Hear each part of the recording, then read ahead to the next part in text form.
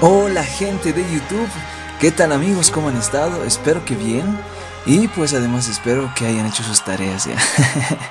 Bueno, soy David Vargas y en esta oportunidad quiero traerles en realidad un video diferente. Así es, en el canal vamos a hablar de enfermedades. Si ustedes se han dado cuenta, siempre hablamos de ciencias básicas, ¿no? En medicina, farmacología, fisio, etcétera. Pero esta vez quiero compartir con ustedes el estudio de una enfermedad. Así es que espero que les sirva mucho este video. Ya sabes, una explicación sencilla, corta y además con puntos claves que se suelen preguntar mucho en los exámenes, ¿ok? Bien, en esta oportunidad vamos a hablar de Guillain-Barré, ¿ok? Y es importante que dejes tu like, ¿ya? Así sabremos que estamos haciendo bien las cosas. Bueno, y el tradicional meme. Sorry, I'm really tired. Nicole, I'm really missing you. I'll miss you too. Bueno, ahora sí, hablamos de Guillain-Barré. Sí, una enfermedad, ¿ok? Bueno, en esta definición vamos a tratar de resumir toda la enfermedad para que cuando tú recuerdes la definición puedas recordarte toda la enfermedad. Es lo más importante. En medicina, recordar es lo más importante porque es muchas cosas para aprender, ¿ok?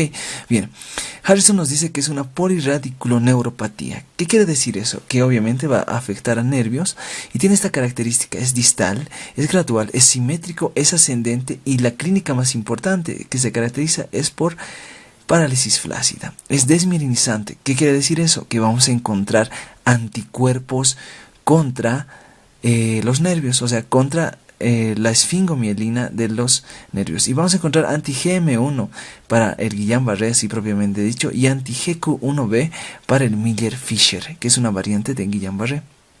Bueno, es aguda porque se va a producir en menor a 14 días y el mecanismo que está implicado es idiopático, el mecanismo de mimicry, o sea, mimetismo molecular. Entonces, ¿qué es el síndrome de Guillain-Barré? Una poliradiculoneuropatía desmielinizante aguda inmune, ¿ok?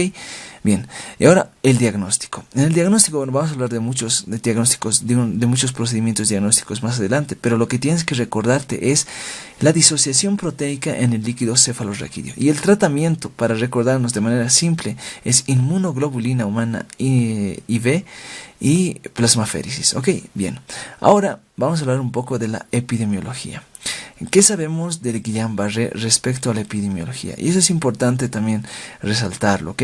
Bueno, ya desde aquí ya empezamos a desarrollar el tema, así es que mucha atención, ¿ok? Bueno, se va a presentar sobre todo más en adultos, en 1 a 4 por cada 100.000, más en adultos, muy poco en niños. Y bueno, la relación en varones y mujeres es la misma. Generalmente hasta un 70% se ha asociado que es infeccioso. O sea, previa a la presentación de esta enfermedad, de 1 a 3 semanas se presenta una infección. ¿Qué infección? Pero puede ser esta. Puede ser una infección gastrointestinal o una infección de vía respiratoria. ¿Ok? ¿Y cómo explicamos eso en la patogenia? Que eso es lo más importante para entender el Guillain-Barré, saber un poco de la fisiopatología. Bueno, está asociado más o menos al 70% de infecciones por Campylobacter jejuni. Recuerda que Campylobacter jejuni va a producirte un cuadro clínico de diarrea. Además, infecciones virales. ¿Cuáles son las más importantes? Citomegalovirus y virus de Epstein-Barr, esos que producen sobre todo infecciones de tracto respiratorio. Entonces, nuestro paciente va a tener primero una infección, o sea, diarreica o una infección viral, de vía aérea, y esa le va a producir lo siguiente. Fíjate que la estructura química de la pared de estos microorganismos va a ser reconocido por nuestros macrófagos, por el TLR4 y también por los linfocitos B que tienen el mismo receptor. Y mira, lo que tienes que memorizarte aquí, ¿qué es? La estructura química que ellos tienen, esos lipooligosaccáridos que tienen ahí que se pueden ver, pues son muy similares a lo que nosotros tenemos en nuestros nervios. De ahí nace la patología, ¿ok? Bien, el macrófago reconoce, ahora el macrófago tiene que presentar. ¿Y a quién presenta? Al linfocito CD4. El linfocito CD4 va a desencadenar una respuesta inmune muy importante, o sea, linfocito T helper tipo 1, T helper 17 y T helper 2. A nosotros ahora nos interesa estudiar al T-helper 2. El linfocito CD4 va a hacer que se madure el T-helper tipo 2 y el T-helper tipo 2 ahora va a liberar interleucinas que van a madurar al linfocito B, van a especializar el linfocito B al plasmocito y lo van a convertir en plasmocito. La interleucina 3, la interleucina 4, la interleucina 10 están mediando este proceso. El linfocito B, además que ha reconocido estas estructuras de estos microorganismos, también va a hacer que se produzca un plasmocito. ¿Y qué es un plasmocito? No es nada más que un linfocito B maduro con capacidad para producir inmunoglobulinas. Perdón. Y bueno, estas inmunoglobulinas son sobre todo de inmunoglobulina G. Recuerda que son inmunoglobulinas de memoria. Obviamente va a haber inmunoglobulina M, pero bueno, ahora nos interesa saber para la enfermedad, porque recuerda que son de 3 semanas después, por lo tanto ya tiene memoria nuestro organismo, va a producir inmunoglobulina G. Y mira lo que te decía, nuestros nervios tienen en la mielina, esfingomielina, que se parece mucho, fíjate, a la estructura que tienen estos lipooligosacáridos de estos microorganismos. Y este mecanismo, por lo tanto, se llama mimetismo molecular. ¿Qué quiere decir? Que nuestro plasmocito va a producir inmunoglobulina y esta inmunoglobulina va a reconocer a nuestra esfingomielina como si fuera el microorganismo, ¿no? Ese es el mimetismo molecular. Ok, ¿qué sucede? Mire, en los nódulos de Ranvier tenemos los canales de sodio. Tú te tienes que acordar que la conducción en estos nervios que son mielínicos es saltatoria. Y estos nodos dependen del ingreso de sodio. ¿Está bien? En cada nodo va a haber sodio que ingrese. Pero ya no va a haber eso. ¿Por qué? Porque se va a destruir. Y los anticuerpos van a ir a destruir la mielina, van a ir a destruir los canales de sodio y por lo tanto va a haber un bloqueo en la conducción nerviosa. ¿Ok? Bien. Ahora, la inmunoglobulina G va a producirse para diversas partes de la esfingomielina de nuestra mielina. Primero va a producir anti-GM para la polineuropatía inflamatoria desmielinizante aguda. Va a producir anti-GD, anti-GBM, anti-GM1 para la neuropatía axial motora aguda, ¿ok? Y anti-GQ1B para el síndrome de Miller-Fisher y va a producir anti-GT1A para la neuropatía cérvico-braquial faríngea aguda, ¿ok? Bien, entonces de ahí ya tenemos los subtipos del Guillain-Barré. Así, amigos, hay subtipos y se los voy a presentar en un rato más, ¿ok? Bien, bueno, ahora hablemos un poquito de la clínica. ¿Cuál va a ser el mecanismo fisiopatológico que va a desencadenar la clínica? Desmielinización, como estamos viendo ahí. Bien, entonces, ¿qué cosas me llevan a la desmielinización? Ya habíamos visto esta infección, pero puede ser también vacunas, el micoplasma también, vacunas para el H1N1, para el meningococo, para la rabia. Pacientes que tienen linfoma, VIH, lupus eritematoso sistémico también pueden desencadenar síndrome de Guillain-Barré porque van a tener un mecanismo similar, el mecanismo de mimetismo molecular o mimicry, ¿no? Bueno, en la clínica tenemos que recordarnos, o sea, lo que sucede aquí es desmielinización. ¿Qué quiere decir? Que por lo tanto tengo que hablar de nervios, por ejemplo. O sea, nervios que pueden ser nervios periféricos o nervios pares craneales, ¿sí? Espero que eso se entienda.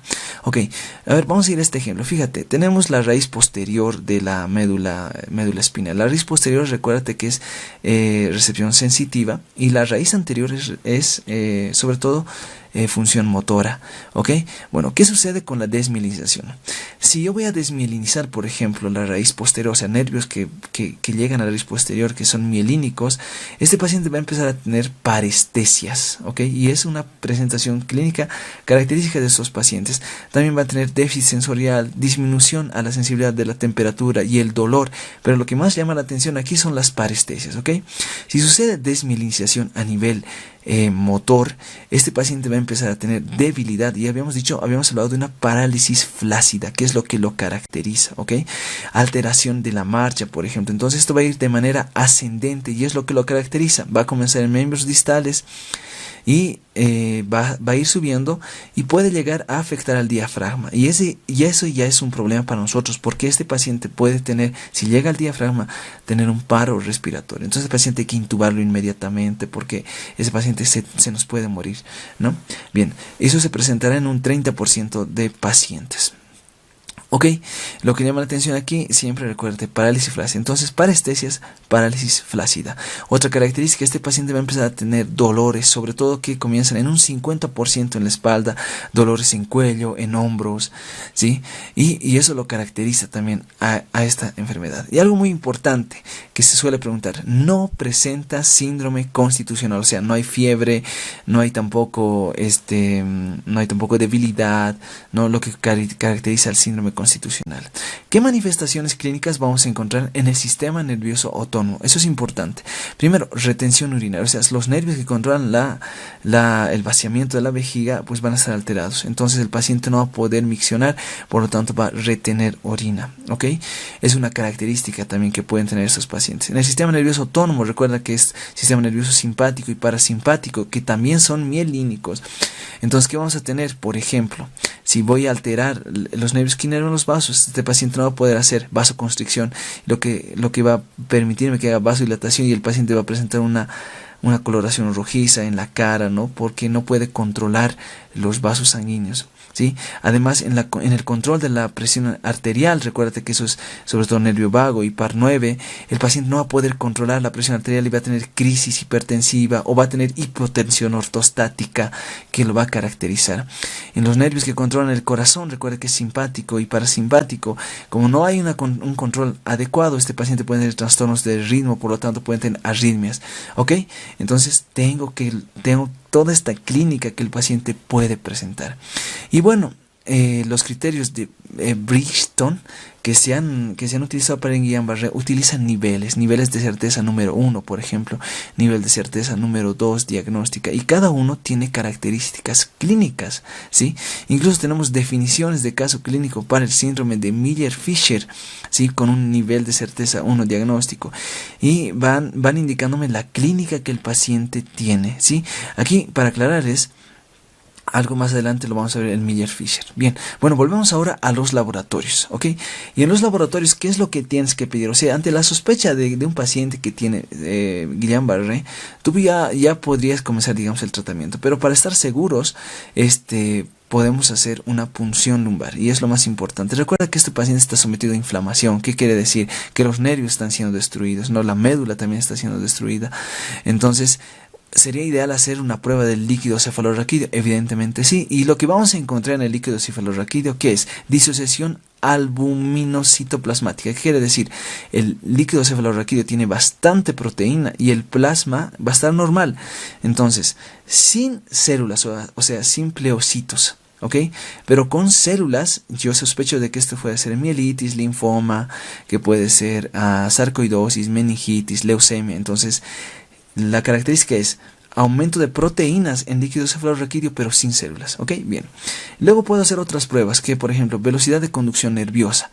¿Qué sucede? Como estoy desmielinizando, o sea, como es la enfermedad me desmieliniza, a la hora de hacer la conducción en el equipo voy a presentar algunas ondas de retraso, ¿sí? Bueno, hay que recalcar algo. Cuando el Guillain-Barré, tú haces esta prueba de manera temprana, te va a dar normal, o sea, velocidad de conducción normal. Pero de manera tardía, en ese momento sí vas a presentar alteraciones, porque de manera tardía ya se daña el nervio, pero antes no, solo se daña la mielina, ¿ok? En electromiografía también sucede lo mismo. Otras pruebas complementarias que puede ser resonancia magnética y tomografía, ¿ok? Bien. Ahora bien, con todo este arsenal que estamos viendo de clínica y también de laboratorios, yo voy a hablar de los subtipos de Guillain-Barré, ¿sí? Y bueno, en los subtipos tenemos que hablar. El primer subtipo habíamos dicho que es una poliradiconeuropatía inflamatoria desmielinizante aguda, que se caracteriza por inmunoglobulina GM tipo 1. Más es en adultos, muy poco en niños. Y bueno, la otra es la neuropatía axonal motora aguda, y este sí se presenta en niños y adultos, y este tiene predominio sobre todo motor, de ahí viene su nombre, ¿ok? Bien, la otra, que es la neuropatía cérvico-braquial faringe aguda y la neuropatía axonal sensitiva motora, el AMSAN, bueno, ellas tienen esa característica. El Miller-Fisher se caracteriza por una triada: ataxia, oftalmoplegia y arreflexia. Eso se suele preguntar, así es que a memorizarlo, amigos. Ataxia, oftalmoplegia y arreflexia. Bien, ¿cuál es la patogenia? Recuerda que el AIDP es desmielinización el AMAN, el AMSAN son daño axonal sobre todo, ¿ok? Bien, ahora adentrándonos mucho más a la patogenia, recuerda que en el primer caso, que es Guillain-Barré propiamente dicho, el daño es a las células de Schwann, a la mielina, ¿ok? En cambio, en el AMAN, sobre todo, va a ser a los nodos de Ranvier y a macrófagos, ¿sí? Y los macrófagos están, perdón, metidos en esto, ¿sí? Muy bien, en el Miller-Fisher, nódulos de Ranvier y nervios sensoriales sobre todo, ¿ok? Muy bien, y eso se suele preguntar. Bueno, lo más importante de este cuadrito de los subtipos del Guillain-Barré es que tienes que acordarte del Guillain-Barré como tal, que es el AIDP, y el síndrome de Miller-Fisher, ¿ok? Bien, y en la característica más importante, ¿no? Tenemos que recordarnos son los anticuerpos anti-GM1 para Guillain-Barré y anti-GBQ para BQ1 para Miller-Fisher. Ok, bien. Ahora, ¿qué sucede? Recuerda esto un poco de inmunología. Las inmunoglobulinas, ¿qué daño hacen al nervio? ¿Cómo lo hacen? Primero, activan la vía clásica del complemento y por lo tanto dañan al nervio. Pueden hacer que los macrófagos reconozcan fácilmente a cualquier sustancia extraña. En ese caso, al nervio, si lo reconocen como extraño, lo pueden destruir. Y también los linfocitos T activados, entonces van a destruir de esta manera al nervio. Esa es la patogenia en la destrucción del nervio. Bien, ahora vamos a hablar un poco del tratamiento. ¿Qué sucede con el tratamiento? Habíamos indicado que nuestro tratamiento se basa en dos cosas: inmunoglobulina humana IB y plasmaféresis, ¿ok? Bien. Algunas cosas puntuales que son importantes en el tratamiento. Si tú diagnosticas, tienes que comenzar inmediatamente el tratamiento. ¿Por qué? Este paciente puede hacer paro respiratorio, ¿ok? No debemos dar al mismo tiempo. O sea, si vas a dar inmunoglobulina y plasmaféresis, obviamente con la plasmaféresis se va a ir tus inmunoglobulinas, las que le estás dando, ¿no? Ahí tienes la dosis. Y bueno, en la plasmaféresis se trata de hacer un recambio, ¿no? De ir lavando en realidad el plasma del paciente para sacar las inmunoglobulinas que están comprometiendo al paciente. Y tienes que tener cuidado con hipotensión e hipocalemia, ¿ok? Bueno, hay algo que se pregunta bastante. En Guillain-Barré no son útiles los corticoides, amigos, ¿sí? Eso se pregunta. Bueno, amigos, empieza a ser una enfermedad inflamatoria, ¿no? Bueno, amigos, esta ha sido la enfermedad de Guillain-Barré. Espero que les sirva. Y bueno, pregunta, a ver, para todos aquellos, ¿están viendo esta serie? Ya. Bueno, yo la he visto en Facebook algunos capítulos y es interesante. Bueno, ya saben, amigos, cualquier duda, cualquier consulta, me pueden escribir a las redes sociales. Suscríbanse, denle like, porque de esta manera yo sé que estos videos les están sirviendo, ¿sí? Y bueno, para seguir haciendo más. Y bueno, ahí mis cachorros, ese es el Buster que está celoso de que estamos mimando a su hermana. Bueno, esto ha sido todo, amigos. Chau, chau, chau, chau, chau, chau.